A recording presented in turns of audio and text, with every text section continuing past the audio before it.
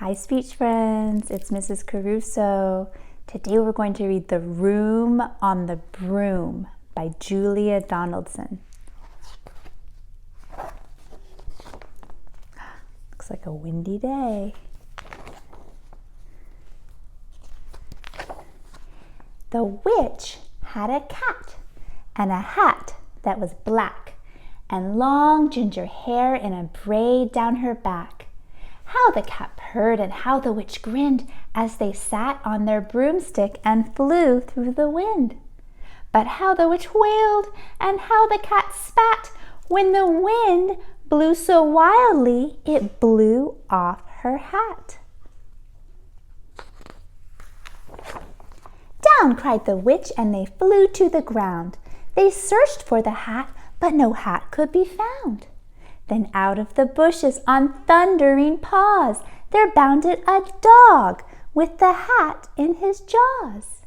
He dropped it politely and eagerly said, as the witch pulled the hat firmly down on her head, "I am a dog, as keen as can be. Is there room on the broom for a dog like me?" "Yes," cried the witch, and the dog clambered on. The witch tapped the broomstick and whoosh, they were gone. Over the fields and the forest they flew. The dog wagged his tail and the stormy wind blew. The witch laughed out loud and held on to her hat, but away blew the bow from her braid, just like that. Who do you think will find it? Down cried the witch and they flew to the ground. They searched for the bow, but no bow could be found. Then out from a tree with an ear-splitting shriek, there flapped a green bird with the bow in her beak. She dropped it politely and bent her head low, then said as the witch tied her braid in the bow, "I am a bird, as green as can be. Is there room on the broom for a bird like me?" "Yes," cried the witch, so the bird fluttered on. The witch tapped the broomstick, and whoosh, they were gone. Oh no, look at the weather now. Over the reeds and the rivers they flew. The bird shrieked with glee, and the stormy wind blew. They shot through the sky to the back of beyond. The witch clutched her bow, but let go of her wand. Down cried the witch and they flew to the ground. They searched for the wand, but no wand could be found. Who will find it this time? What do you think? Then all of a sudden from out of the pond leaped a dripping wet frog with a dripping wet wand. He dropped it politely, then said with a croak, as the witch dried the wand on a fold of her cloak, "I am a frog, as clean as can be. Is there room on the broom for a frog like me?" What do you think the witch will say? "Yes," cried the witch, so the frog bounded on. The witch tapped the broomstick and whoosh, they were gone. Over the moors and the mountains they flew. The frog jumped for joy and the broom snapped in two. Down fell the cat and the dog and the frog. Down they went tumbling into a bog.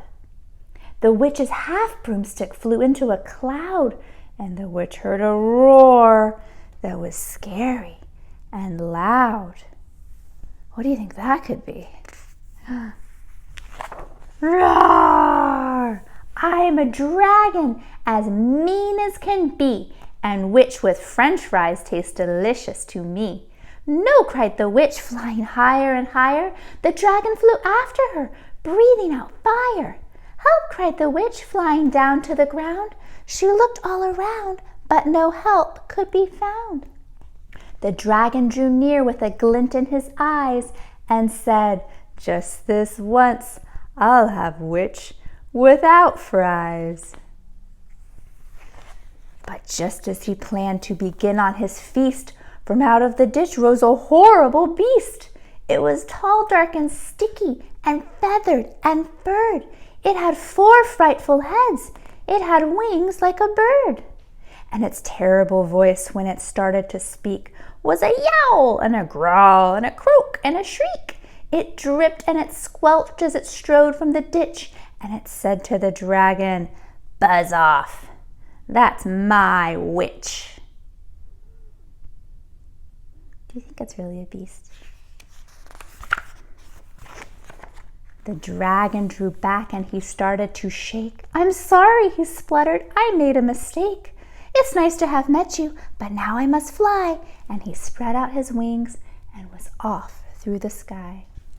Then down flew the bird, and down jumped the frog. Down climbed the cat, and whew, said the dog. "And thank you, oh thank you," the grateful witch cried. "Without you, I'd be in that dragon's inside." It really was just her friends helping her. Then she filled up her cauldron and said with a grin, "Find something, everyone, throw something in." So the frog found a lily, the cat found a cone, the bird found a twig, and the dog found a bone. They threw them all in, and the witch stirred them well, and while she was stirring, she muttered a spell. Iggity, ziggity, zaggity, zoom. Then out rose a truly magnificent broom, with seats for the witch and the cat and the dog, a nest for the bird and a pool for the frog. "Yes," cried the witch, and they all clambered on. The witch tapped the broomstick, and whoosh, they were gone. The end. See you in speech, friends. Bye-bye.